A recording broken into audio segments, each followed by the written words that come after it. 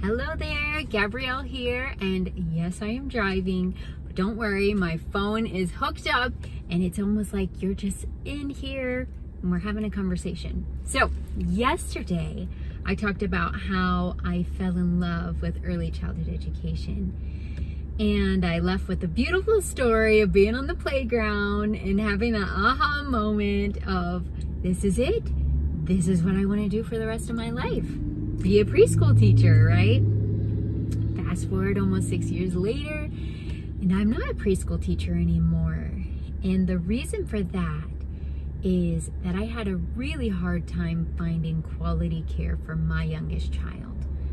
So at that time, I was a toddler teacher of twos. It was my favorite age group, but I had to find a facility for my son because the center that I was at started at 2 years old and he was younger.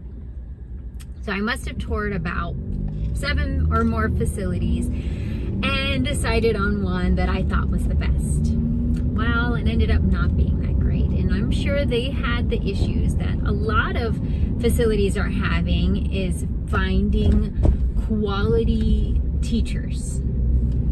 And my son's teacher was an infant teacher, probably just didn't know early childhood development like she should have, and the great impact that she has on a growing mind during the critical point of brain development. And I remember thinking, if I didn't know early childhood education, I probably would have let some of these things just let it go and just moved on. But there was one thing that happened that was the last straw, and I pulled him out that day. He didn't go back to that facility.